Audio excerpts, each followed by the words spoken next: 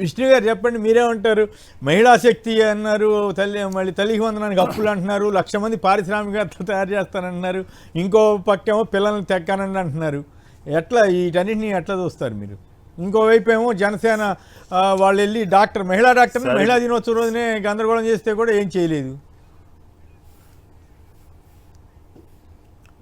Sir ఇప్పుడు గత ప్రభుత్వము, ఈ ప్రభుత్వము, చంద్రబాబు నాయుడు గారు, జగన్మోహన్ రెడ్డి గారు మహిళలకి ఏం చేశారు అని మనం ఒకసారి 2 ప్రభుత్వాలు, 2 వ్యక్తుల్ని మనం ఒకసారి పరిశీలిస్తే 9 నెలలు ప్రభుత్వం వచ్చిన తర్వాత మొట్టమొదటిసారిగా అధికారం వచ్చిన తర్వాత 2-3 రోజుల్లో మాట్లాడిన విధంగా చంద్రబాబు నాయుడు గారు నిన్న మహిళా దినోత్సవం సంబంధించినటువంటి సభలో ఆయన ప్రసంగించారు. ఎన్నికల సభలో ప్రసంగించినట్టుగా మాట్లాడుతున్నారు. ఆయన 9 నెలల ప్రభుత్వం వచ్చింది, ఆయన చేతిలో ప్రభుత్వం ఉన్న విషయం మర్చిపోయారో లేకపోతే ఏంటో అర్థం కానటువంటి పరిస్థితి. ఏంటంటే 1,00,000 మంది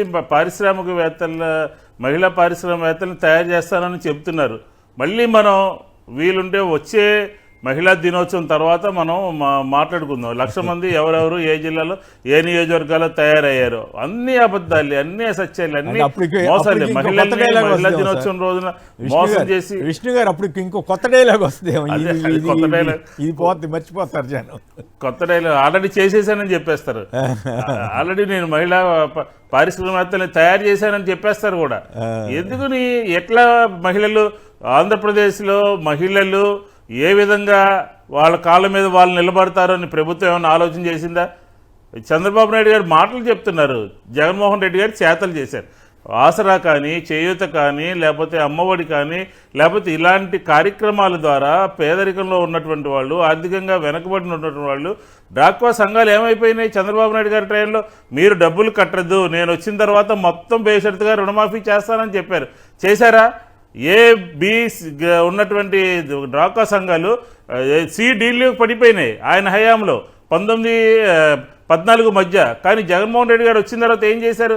వాళ్ళందరికీ రుణమాఫీ చేసి 25,000 కోట్ల రూపాయలు రుణమాఫీ చేసి వాళ్ళందరినీ కూడా స్థిరీకరించి వాళ్ళని రకరకాలైనటువంటి పారిశ్రామికవేత్తలతో, అమూల్ కానీ లేకపోతే కొన్ని కంపెనీలతో టైఅప్ చేసి మాటలు పెట్టించి వాళ్ళ కాళ్ళ మీద వాళ్ళు నిలబడే విధంగా తయారు చేసినటువంటి లీడర్ ఎవరంటే జగన్మోహన్ రెడ్డి గారు. ఎప్పుడూ జగన్మోహన్ రెడ్డి గారు ఈ రకంగా చేసింది మాత్రమే చెప్పేటటువంటి లీడర్ జగన్మోహన్ రెడ్డి గారు. చూస్తామని సభల్లో మాట్లాడేటువంటి లీడర్ ఏంటంటే చంద్రబాబు నాయుడు గారు. దాని ఉదాహరణే అందిపుచ్చుకోవాలంట. నిన్న మాట్లాడతారు సీఎం గారు, ఈ ఆలోచనని మహిళలు అందిపుచ్చుకోవాలంట. ఏ ఆలోచనని? 1,00,000 మంది పారిశ్రామికవేత్తలను తయారు చేద్దామని నేను నిర్ణయించాను, ఆ అంశాన్ని మీరు అందరూ కూడా అందిపుచ్చుకోండి అంటున్నాడు. ఎక్కడ బ్యాంకులు రుణాలు ఇచ్చాయా? ప్రభుత్వం డబ్బులు ఇచ్చిందా? లేకపోతే ఏదైనా పారిశ్రామికవేత్తలతో టైఅప్ చేశారా? ఏ ఆలోచనని అందిపుచ్చుకుని లక్షాధికారులు కావాల్సినటువంటి అవసరం ఉన్నదో చెప్పాలి కదా. ఏమీ లేకుండా నా ఆలోచనలు మీరు అందిపుచ్చుకుని లక్షాధికారులు కండి అంటే ప్రజలు, మహిళలు ఏమన్నా పిచ్చివాళ్ళ? పసుపు కుంకుమ ఇస్తాం, ఓట్లు ఏంటంటే డబ్బులు తీసుకుని ఎవరికి వేశారు ఓట్లు మనం చూసాం కదా. ఏది కదా 2019 ఎన్నికల్లో హడావిడిగా.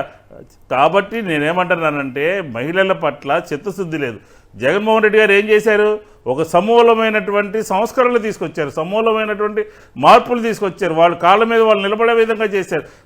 జగన్మోహన్ రెడ్డి గారు ఎన్నికల్లో చెప్పినట్టు రుణమాఫీ పూర్తిగా 5 సంవత్సరాలు క్లోజ్ చేశారు, ఎక్కడా కూడా బకాయి పెట్టలేదు. అట్లాగే విద్యా వ్యవస్థని మెరుగ్గా తీసుకొచ్చి తల్లులకి వాళ్ళకి కావాల్సిన విధంగా చేశారు.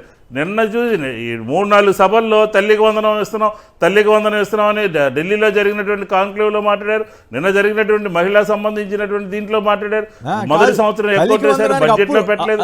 మహిళల పట్ల ఏ రకం కాదు, మీరు గమనించలేదు. ఇందాక తల్లికి వందనం కోసం అప్పులు ఎక్కడ తేవాలో ఆలోచిస్తున్నాను అంటున్నాడు ఆయన. అది తాజాగా సార్ ఇది ఒక 4 రోజులు కొనసాగుతుంది సార్. అప్పులు ఎక్కడ తీసుకురావాలంటే పాపం చంద్రబాబు నాయుడు గారి దగ్గర డబ్బులేమో మన కోసం అప్పు చేయాలని చూస్తున్నారేమని చెప్పి అనుకుంటారని చెప్పి నా మాట మాట్లాడుతున్నారు. అప్పు అమరావతికి అప్పు చేశారు, అడిగారా? బహిరంగంగా చెప్పారా? ఆల్రెడీ 1,50,000 కోట్లు అప్పు అయిందని కాదు కాదు సార్. ఇప్పుడు ఒక అమరావతికి సంబంధించినటువంటి రుణాలు కానీ అప్పులు కానీ తీసుకొచ్చేటప్పుడు ప్రజల్ని ఎక్కడన్నా అడిగారా? ప్రజల్ని ఎక్కడన్నా అప్పు చేయాలని ఆలోచన చేస్తారని అడిగారా? సంతకాలు పెట్టారు, తీసుకొచ్చారు, టెండర్స్ పిలిచారు.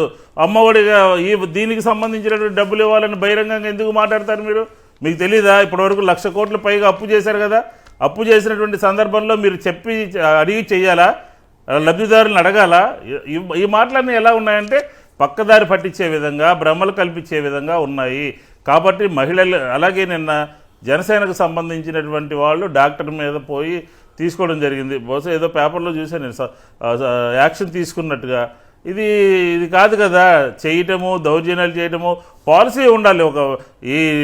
ఈ పార్టీ లీడర్లంతా ఈ విధంగా ఉండాలి అని చెప్పని ఒక పాలసీగా ఉండాలి. అంతే సందర్భం వచ్చినప్పుడు ఉన్న పేపర్ స్టేట్మెంట్ ఇచ్చి వదిలేయటము. అది చిత్తూరులో చూసాము, ఇప్పుడు నిన్న డాక్టర్ మీద దాడి చూసాము, మన కాకినాడలో డాక్టర్ల మీద దాడి చూసాము. ఈ వ్యవస్థ ఏంటంటే వాళ్ళ పార్టీ గెలిచింది కానీ కింద ఉన్నటువంటి వ్యవస్థ లీడర్ల చేతిలో లేదు అని చెప్పడానికి ఉదాహరణే ఈ నిన్న జరిగినటువంటి సంఘటన, మహిళల మీద దాడులు. రైట్.